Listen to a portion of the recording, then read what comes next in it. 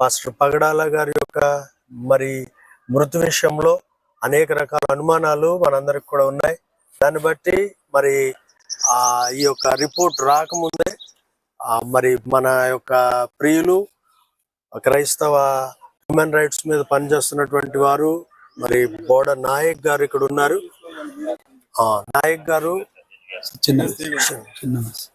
తెలుగు రాష్ట్రాల్లో ఉన్న మన క్రైస్తవ ప్రజలకు మరి ముఖ్యంగా ఇతర దేశాల్లో ఉన్న వారందరికీ ప్రత్యేకమైన వందనాలు. ఈ రోజున human rights anti crime national chairman గారు, క్రీస్తు తరపున న్యాయవాది మన మధ్యలో బోడా రాకేష్ గారు ఉండడం చాలా సంతోషకరం. అలాగే పాస్టర్ విజయ్ గారు, అలాగే నాగేశ్వర, అలాగే ఉభయ గోదావరి జిల్లా సెక్రటరీ నెహేమి గారు మన మధ్యలో ఉన్నారు. ప్రస్తుతానికి మేము మరి అమరావతి హైకోర్టులో ఉన్నాం. ఎందుకంటే మన క్రైస్తవ సోదరులు మరి సుపరిచితులు మరి పాస్టర్ ప్రవీణ్ పగడాల వారి యొక్క మరణము మనందరికీ తెలిసిన విషయమే. ఈ విషయం గురించి కోర్టులో బ్రదర్ రాకేష్ గారు కేసు వేయడం జరిగింది. కేఏ పాల్ గారు కూడా రావడం జరిగింది. ప్రస్తుతానికి మన మధ్యలో బోడా రాకేష్ గారు ఉన్నారు. కొన్ని విషయాలు మనకు తెలియజేస్తారు. అన్నను చిన్న ప్రశ్న అడగాలని ఆలోచనతో ఉన్నాను. అన్న రాకేష్ గారు, అన్న ఇప్పుడు ఈరోజు అమరావతి గౌరవ మరి హైకోర్టులో మీరు కేసు వేయడం జరిగింది. మన బ్రదర్ పగడాల ప్రవీణ్ కుమార్ గారి యొక్క డెత్ గురించి. మరి మీరు కేసు వేశారు కదా, ఇందులో మనకు న్యాయం జరుగుతుంది అంటారా? ఖచ్చితంగా జరుగుతుంది. మ్యాటర్ ఏంటంటే అసలు పోలీస్ ఇన్వెస్టిగేషన్, ఎంటైర్ ఇన్వెస్టిగేషన్ చూసుకుంటే ఏదైతే సోషల్ మీడియాలో వైరల్ అయిన వీడియోలనే వాళ్ళు ఇన్వెస్టిగేషన్ చేసినట్టు చూపించారు. కానీ స్వతహాగా వాళ్ళు వీడియోలు అంటే వాళ్ళు ఇన్వెస్టిగేషన్ చేసినట్టు ఏం కొత్త కనపడలేదు. వాళ్ళ యాంగిల్ ఏమైనా ఎలా ఉందంటే కేవలము యాక్సిడెంట్ అని ప్రూవ్ చేసే విధానంలోనే వాళ్ళ దర్యాప్తు జరిగింది. కానీ అది మర్డర్ అని, అది ఒక సస్పియస్ డెత్ అని ఆ కోణంలో దర్యాప్తు పోలీసు వాళ్ళు చేసే విషయంలో ఫెయిల్ అయిపోయారు. వాళ్ళు చెప్పినారు ఇది యాక్సిడెంట్ అని పోలీసు వాళ్ళు చెప్పినారు. అది ఎట్టి పరిస్థితిలోనూ చిన్న ఎల్కేజీ పిల్లవాడు కూడా అంగీకరించలేడు అది యాక్సిడెంట్ అని చెప్తే. ఎందుకు అంటే సాధారణంగా యాక్సిడెంట్ అనేది ఎలా జరుగుతుందో అందరికీ తెలుసు. కానీ ఈ రకమైన యాక్సిడెంట్ ప్రపంచ చరిత్రలోనే లేదు.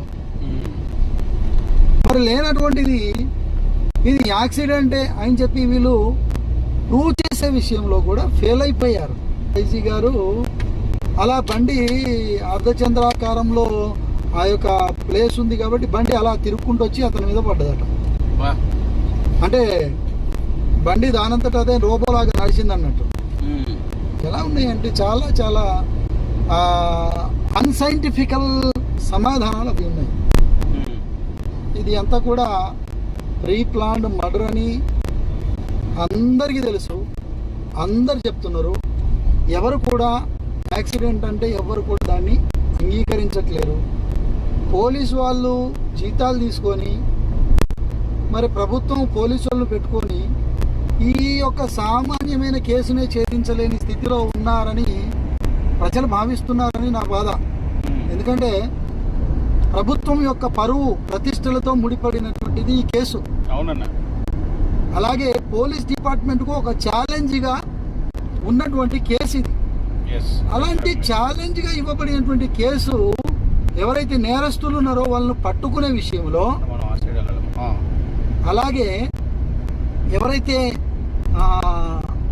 ఆ యొక్క యాక్సిడెంట్ ఎలా జరిగిందో దాన్ని ఆ యాక్సిడెంటో లేకపోతే అది హత్యనా దాన్ని ప్రూవ్ చేసే విషయంలో పోలీసులు ఆ రకమైన దర్యాప్తు చేయకుండా ఓన్లీ ఇది యాక్సిడెంట్ అని చెప్పేసి తూతూ మంత్రంగా చేతులు దులుపుకున్నారు.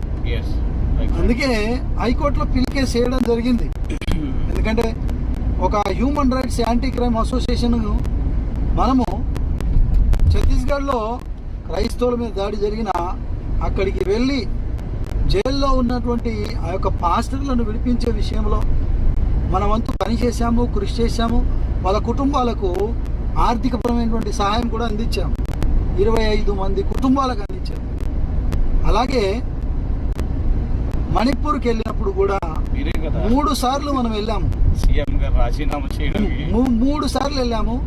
మొట్టమొదటిసారి వెళ్ళినప్పుడు అత్యంత విలువైనటువంటి సమాచారం సేకరించి మణిపూర్ ఫైల్స్ అని రిలీజ్ చేశాం. మొట్టమొదట తెలుగులో రిలీజ్ అయినటువంటి మణిపూర్ ఫైల్స్ వీడియో మనది. ఎందుకోసమంటే అక్కడ మణిపూర్లో మరి ఇంటింట సర్వే చేసి, ఈరోజు ఆంధ్రాలో కూడా ఈ ఆర్ఎస్ఎస్ వాళ్ళు లేకపోతే రీసెంట్లీ మన ఆంధ్ర రాష్ట్ర ప్రభుత్వము ఒక మెమో ఇచ్చింది.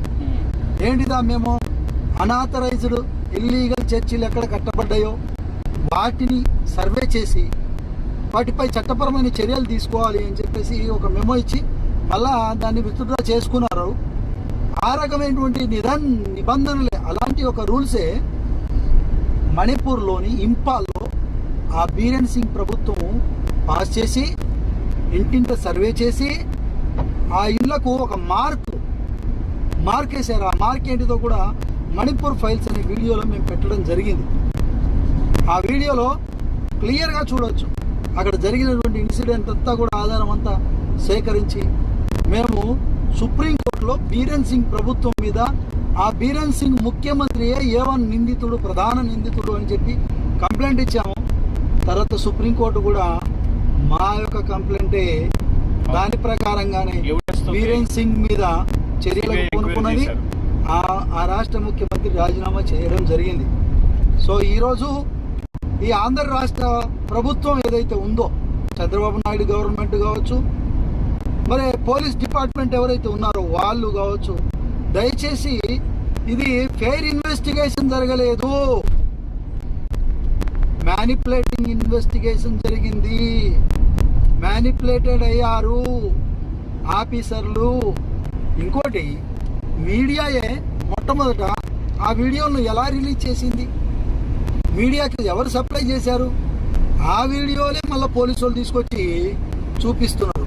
అదే పోలీసులు ఆ వీడియోలు మా ఫేకు అని చెప్పిన వాళ్ళు మళ్ళీ అవే జెన్యూన్ అని చెప్పారు. సో ఇదంతా కూడా సిల్లీగా లేదు, ఎంత చాలా చాలా బాధాకరంగా లేదు.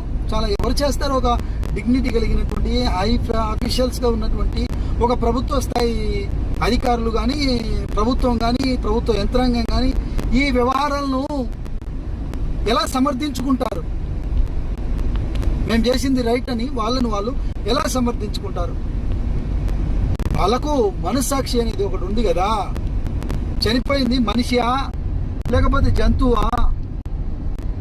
ఆ మనిషి ఎవరు, ఏంటిది, అంత ఫాలోయింగ్ అతనికి ఎందుకు ఉంది? ఇంత ప్రాముఖ్యమైనటువంటి వ్యక్తి విషయంలో ఇంత చీప్గా మాట్లాడడం, అతను ఒక తాగుబోతుగా చిత్రీకరించడం, అతని ప్రీవియస్ హిస్టరీ ఏముంది, అతని గత చరిత్ర, అతడు తాగినట్టుగా ఏమైనా ఉందా? అలాంటివి కూడా ప్రూవ్ చేసే విషయంలో పోలీసులు ఫెయిల్ అయిపోయారు. గత చరిత్ర అతనిది ఒక తాగుబోతు అనే విషయంలో, లేకపోతే అతడు తాగాడు అనేది నిరూపించలేకపోయారు. అంత మాత్రమే కాదు, ఆ రోజు ఒక్కరోజే అంటే అక్కడ వాళ్ళు ఆ వ్యక్తిని ఎలా ఐడెంటిఫై చేశారట అంటే కేవలము యూపీఐ ట్రాన్సాక్షన్, ఫోన్పే ట్రాన్సాక్షన్ వల్ల. యూపీఐ ట్రాన్సాక్షన్ పాస్వర్డ్ కొడితే సరిపోతుంది, ఫోన్పే ట్రాన్సాక్షన్ జరిగిపోతుంది. థంబ్ ఇంప్రెషనే కావాలని ఏం లేదు, ఇప్పుడు నాకు తెలిస్తే సరిపోతుంది. దానికి ప్రత్యేకంగా నువ్వే ఉండాలి అనేది ఇక్కడ ఎంత సైంటిఫికల్గా, అంత శాస్త్రీయమైనటువంటి పద్ధతిలో కూడా ఇది విచారణ జరగలేదు. శాస్త్రీయమైనటువంటి విచారణ జరగలేదు. ఇంకోటి, ఆ రోజు ఆయన యాక్సిడెంట్ అయ్యి చనిపోయారని చెప్పిన రోజు ఏదైతుందో ఆ రోజు ఎఫ్ఐఆర్ ఎప్పుడు చేశారు?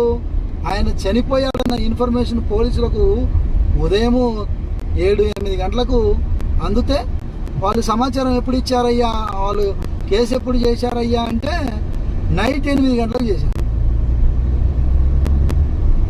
రాత్రి 8 గంటలకు చేశారు. అంటే 12 గంటల ఆలస్యంగా. ఆ తర్వాత పోస్ట్ మార్టం పంపించడం. ఎందుకు ఇంత ఆలస్యం చేశారు అంటే ఆ యొక్క పోస్ట్ మార్టంకు సరైనటువంటి ఆధారాలు దొరకకుండా ఉండడం కోసం ఆలస్యం అయితే ఆధారాలు దొరకబట్టే విషయంలో లేట్ ప్రాబ్లం అవుతుంది. ఎవరికి FSL వాళ్ళు కావచ్చు, పోస్ట్ మార్టం చేసే డాక్టర్లకు కావచ్చు. ఆ యొక్క నేర నిర్ధారణను లేకపోతే ఆ యొక్క డెత్ మిస్టరీని ఛేదించడానికి ఈ పోస్ట్ మార్టం రిపోర్టు, ఎఫ్ఎస్ఎల్ రిపోర్టే చాలా ఇంపార్టెంట్. అక్కడ కర్రల మీద రక్తం ఉంది, అక్కడ బండి మీద ట్యాంక్ మీద కూడా రక్తం ఉందని చెప్పేసి అంటున్నారు. ఎవరైతే డూప్ పర్సన్ ఒకరు ప్రయాణం చేశారంటున్నారు. ఆ హెల్మెట్ అతనిది కాదు అంటున్నారు. అక్కడున్న వ్యక్తి వేరే, ఆ హెల్మెట్ ఈ డూప్ పర్సన్ వ్యక్తి హెల్మెట్ వేరే అని చెప్పేసి మరి 2 రకాలైనటువంటి వాదనలు ఉన్నాయి. ఇలాంటివన్నింటినీ క్లారిఫై చేయాల్సిన ప్రభుత్వ యంత్రాంగము ఫెయిల్ అయిపోయింది అయ్యా, ఫెయిల్ అయిపోయింది. అందుకే మరి న్యాయం కోసం హైకోర్టు తలుపు తట్టవలసి వచ్చింది. హైకోర్టులో పిల్ కేసు వేసాం. ఈరోజు మరి మాకంటే ముందు కేఏ పాల్ గారు కూడా ఈ కేసు విషయంలో తన వాదనలు వినిపించారు. నేను కూడా నా వాదనలు వినిపించాను. మా ఇరువురి వాదనలు విన్నటువంటి న్యాయస్థానము మరి పోలీసు వాళ్ళను కౌంటర్ వేయమని చెప్పేసి మరి ఆ పిటిషన్ను మరి వాయిదా వేయడం జరిగింది. సో ఏది ఏమైనా వచ్చేది మరలా సమ్మర్ హాలిడేస్ కాబట్టి మేబీ ఈ కేసు జూన్ 2వ వారంలో రావచ్చు బెంచ్ మీదకి. ఈ యొక్క